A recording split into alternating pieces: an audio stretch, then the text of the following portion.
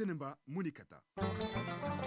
15 mois d'action pour des centaines de malfaiteurs neutralisés, des attaques contenues et des armes de guerre saisies. C'est là le bilan présenté par le commandant du théâtre Est de l'opération Maliko à l'issue de son séjour sur le terrain.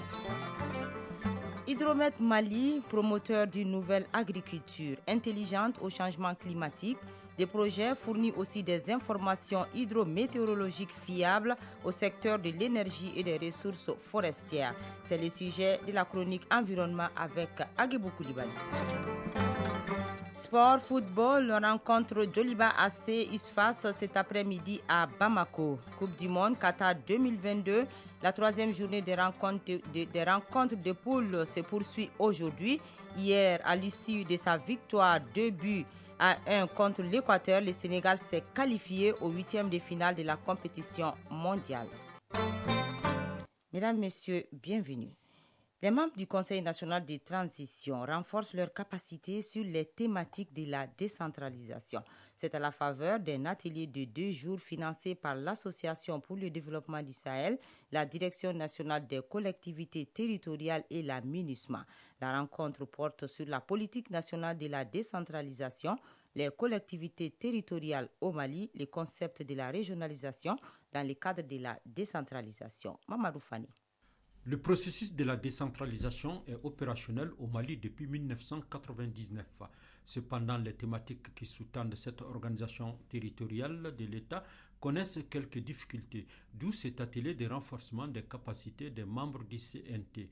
Ainsi, la politique nationale de la décentralisation, les collectivités territoriales et le concept de la régionalisation dans le cadre de la décentralisation seront au cœur des 2 jours de travaux. Youssouf Koulibaly, président de la commission administration territoriale et décentralisation du CNT.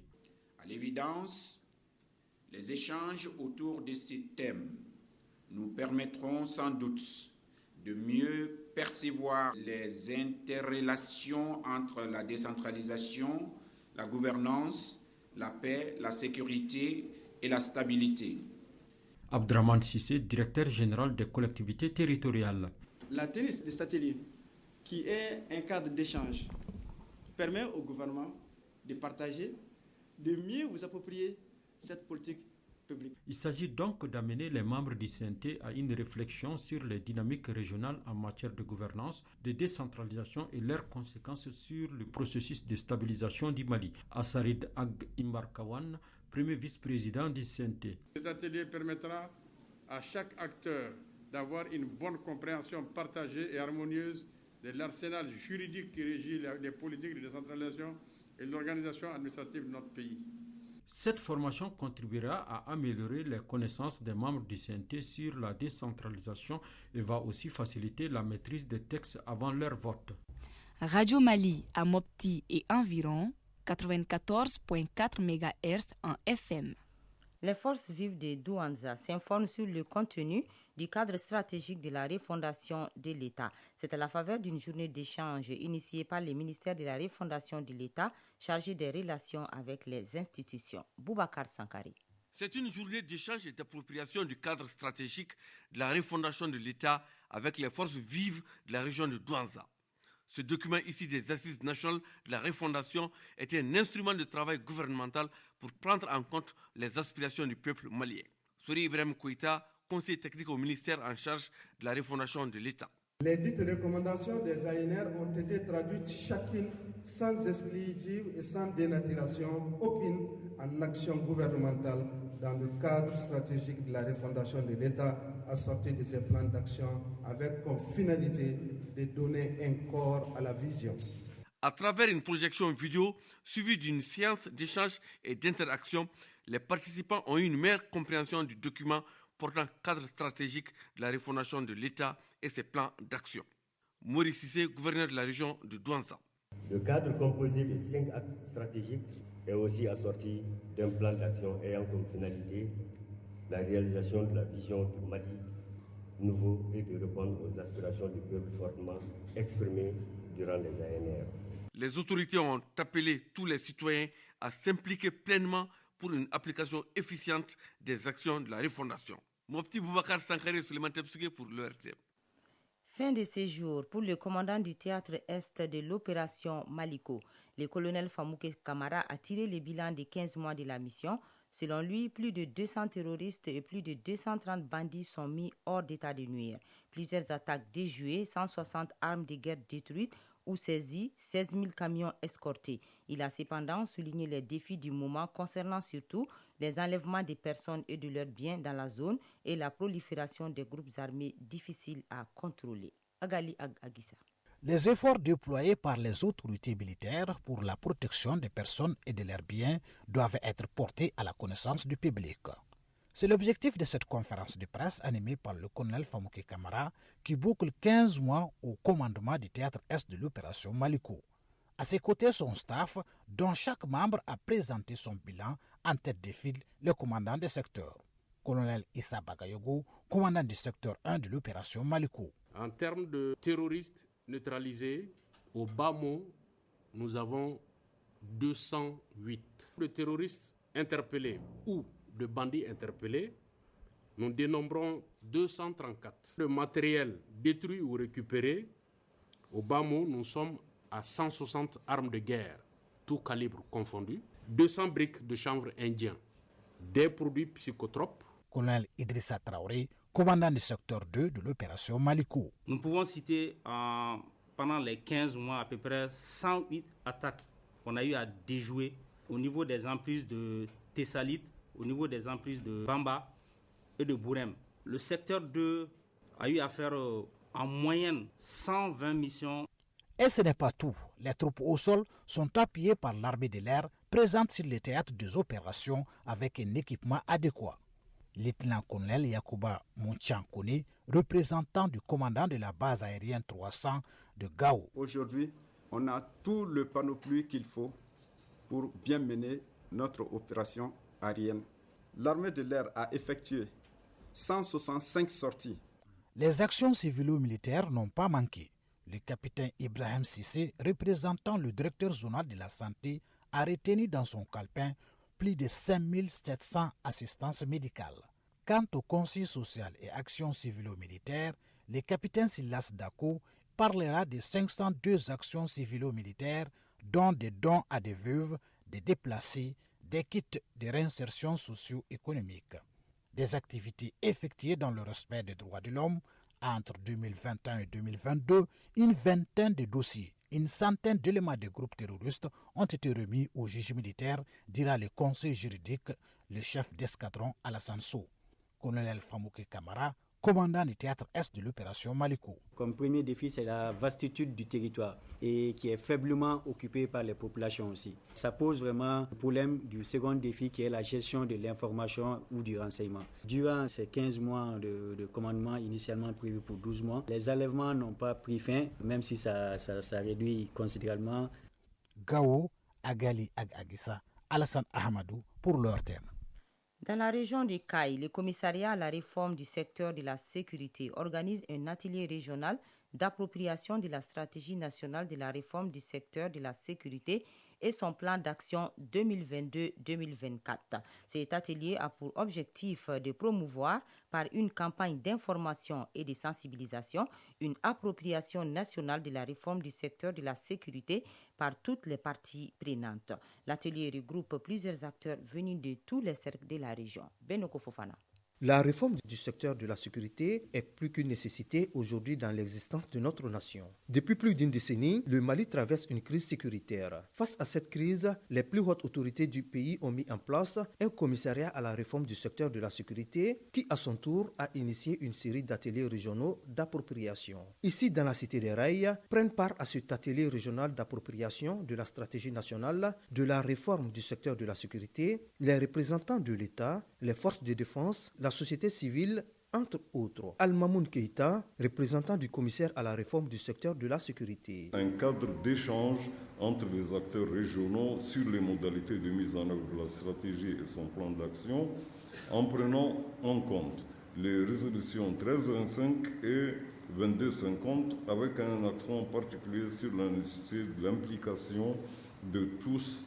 Cet atelier régional d'appropriation de la stratégie nationale de la réforme du secteur de la sécurité exige du citoyen d'être des acteurs responsables des partenaires, un groupe au cœur de la sécurité. Colonel Moussa Soumaré, gouverneur de la région de Kaïa. L'état des lieux du processus RSS au Mali et la stratégie nationale RSS et son plan d'action 2022-2024. Je vous invite à être assidus et attentifs afin de vous approprier le processus au bénéfice des populations de notre région. À l'issue de cet atelier régional d'appropriation de la stratégie nationale de la réforme du secteur de la sécurité, financé par le budget national, tous les acteurs du secteur de la sécurité étatique et non étatique auront une bonne connaissance et compréhension de la réforme du secteur de la sécurité. Kaïa, Benoro Fofana, Sidi Aïdara pour l'ORTM. 13h11 à Bamako. Abidjan, ouverture aujourd'hui du procès de plusieurs accusés dans l'attentat terroriste de la ville balnéaire ivoirienne des Grands Bassam. Revendiquée par la branche d'Al-Qaïda au Maghreb islamique, AQMI, cette attaque terroriste, la première survenue en Côte d'Ivoire, avait fait 19 morts et 33 blessés. La procédure judiciaire ouverte à la suite de cet attentat a abouti au renvoi des 18 accusés devant les tribunaux criminels. Ils doivent répondre des faits d'actes terroristes, assassinats, tentatives d'assassinat et recel des malfaiteurs, détention illégale d'armes à feu et de munitions de guerre. Les dialogues intercongolais qui devaient commencer hier à Nairobi, dans la capitale kenyane, débutent finalement aujourd'hui. Les travaux n'ont pas pu démarrer à temps à cause de l'arrivée tardive de certains participants. Plus de 80 représentants des groupes armés et de la société civile des provinces du Maniema, du Nord Kivu et du Sud Kivu ont atterri à Nairobi hier en retard. La délégation de Kinshasa, elle, était partiellement arrivée. Une première session de facilitation a pu avoir lieu. Les discussions doivent officiellement durer jusqu'au samedi 3 décembre, mais l'organisation évoque déjà une prolongation. L'ancien président chinois Jiang Zemin est décédé aujourd'hui à Shanghai à l'âge de 96 ans. L'annonce a été faite par l'agence d'État Chine Nouvelle. Il avait dirigé les pays de 1989 jusqu'au début des années 2000.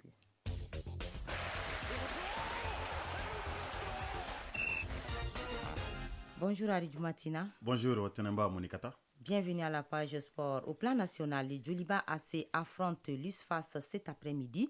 C'est au compte du match en retard de la 4e journée du championnat national. Oui, la rencontre est prévue au stade Omnisport Modibo Keïta à partir de 16h. Si l'USFAS, après 4 journées, enregistre 2 victoires et 2 défaites, soit 6 points, les Rouges de Bamako, eux, sont sur une bonne dynamique. 3 matchs, 3 victoires, soit 9 points. Le Djoliba Athletic Club, en cas de victoire aujourd'hui, prendra la tête du championnat. Demain jeudi, le dernier match en retard de la 4e journée oppose le stade malien de Bamako à Yélé Olympique. Après 3 journées, le stade et Yélé ont 0 points. D'ailleurs, l'entraîneur du stade malien de Bamako, Mamoutou Kane Mouroulé, a démissionné hier. Et c'est Boubacara Gueye, l'ancien joueur du club, qui va assurer l'intérim avant la nomination d'un nouvel entraîneur. Coupe du Monde Qatar 2022. La 2e journée des rencontres de poules se poursuit aujourd'hui. Ce mercredi, il y aura des affiches au compte de cette 3e journée dans le groupe D à 15h temps universel. La Tunisie affronte la France déjà qualifiée pour espérer passer en 8e de finale. Les Aigles de Carthage de la Tunisie doivent impérativement battre les Bleus avec 3 buts d'écart et espérer un nul entre le Danemark et l'Australie. Le défenseur tunisien Montassar Talbi est très confiant quant à l'opposition contre la France. Un match très important. On a toutes les qualités pour, on va tout simplement tout donner. On est une belle équipe, on est une équipe avec beaucoup de qualité. Un match très important contre une belle équipe de France. On va croire en nos chances et on va tout donner, Inch'Allah.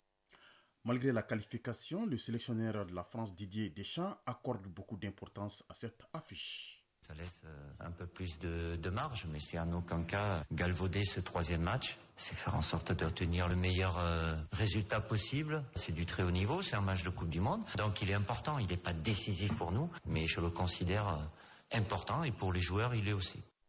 Tunisie-France, c'est tout à l'heure à 15h à suivre en direct et en intégralité sur ORTM 1. Au même moment, le second match de ce groupe met aux prises le Danemark et l'Australie. Dans le groupe C, en simultané à 19h, l'Arabie Saoudite 3 points sera face au Mexique 1 point et l'Argentine 3 points affronte la Pologne, leader du groupe avec 4 points. Les 4 formations sont encore en course pour se qualifier. Hier, la 3e journée des rencontres de poule a débuté. Dans le groupe B, l'Angleterre et les États-Unis ont décroché leur qualification. Et dans le groupe A, les qualifiés sont les Pays-Bas et le Sénégal. S'agissant des champions d'Afrique en titre, ils ont arraché leur qualification avec courage et détermination en venant à bout de l'Équateur battu 2-1. Aliou Cissé, le sélectionneur du Sénégal, revient sur ce match. Depuis notre tirage, ce match contre l'Équateur serait un match de CAN. Donc c'est une demi-finale de CAN ou une finale de CAN. Mais bon, ce domaine-là, je pense que dans l'impact physique, dans le gain du ballon, on savait qu'on serait servi. Mais j'ai envie de dire une bonne entame de mon équipe. On a eu des occasions, mais bon, on ne les a pas concrétisées. Donc forcément, ils allaient pousser. Mais bon, ce qui est intéressant, on vient de voir un nouveau visage du Sénégal. Auteur du but décisif, le capitaine des Lions de la Teranga, Kalidou Koulibaly, s'est réjoui de la qualification. Il y avait beaucoup de personnes qui nous voyaient éliminés, rentrer à la maison après 3 matchs. Mais pour nous, c'était hors de question. On voulait vraiment faire quelque chose de grand. On a fait un grand match contre une grande équipe de l'Équateur qui s'est battue avec ses armes. Mais nous, on était vraiment déterminés. On voulait vraiment se qualifier. Malgré l'égalisation, on a toujours cru. Et voilà, on a réussi à marquer ce but. Et aujourd'hui, on est qualifié. On peut être content.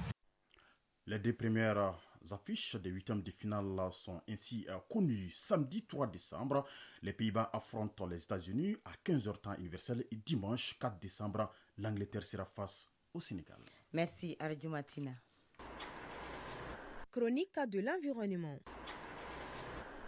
Les projets de renforcement de la résilience climatique au Mali, Hydromet Mali, dans la chronique de l'environnement d'aujourd'hui. Hydromet Mali s'emploie à promouvoir une agriculture intelligente au changement climatique et appuie la fourniture d'informations hydrométéorologiques fiables au secteur de l'énergie et des ressources forestières. C'est une initiative financée par la Banque mondiale, les Fonds verts pour le climat et le gouvernement du Mali en réponse aux effets néfastes des changements climatiques. C'est une réalisation de Agibou Koulibaly. Le projet Hydromet Mali vise à améliorer la prestation des services hydrométéorologiques d'alerte précoce et de réponse aux urgences. Ce projet pour renforcer la résilience climatique au Mali est l'œuvre de 4 structures.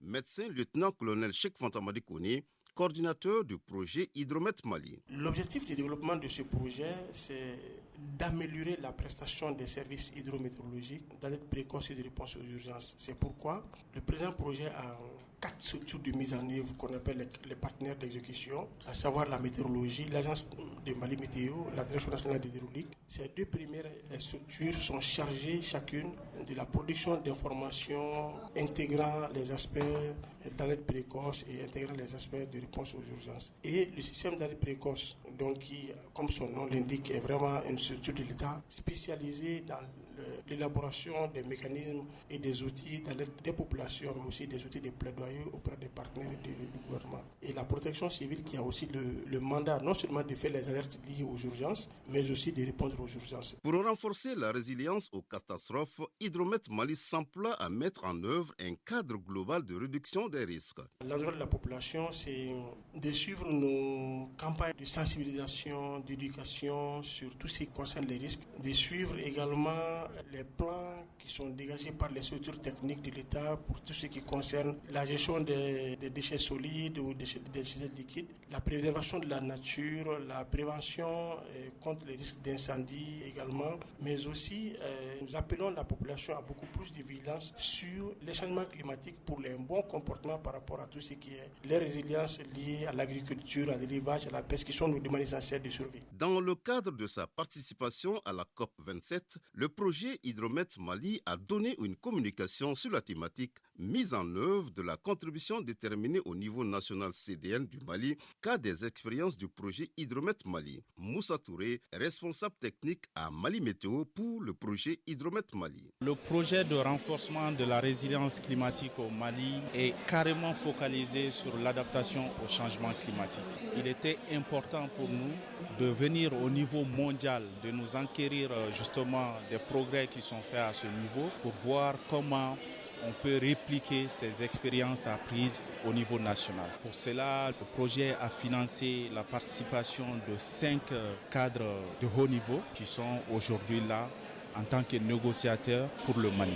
Nous espérons que justement l'impact de cette participation va se sentir sur le terrain à travers la formation des utilisateurs finaux d'informations hydrométéorologiques et d'alerte précoce, notamment pour la sécurité alimentaire, et également nous permettra de gérer la composante importante de gestion des crises qui est placée aujourd'hui au niveau de la Direction générale de la protection civile. Les représentants de Hydromet Mali ont témoigné l'engagement du projet dans la prévention des risques et catastrophes face au changement climatique afin de réduire les pertes et dommages. Investir dans l'hydromet, c'est la clé du développement de l'Afrique, c'est aussi investir dans l'humain. Merci Agibou Koulibaly, et c'est sur ce que s'achève cette édition, une présentation de Tenemba Mounekata, mise en onde assurée par Bintou Traoré, mise en ligne par Sekou Traoré, réalisation Maïmouna Guindo, coordination Ousmane Dao. Merci à vous de nous avoir suivis.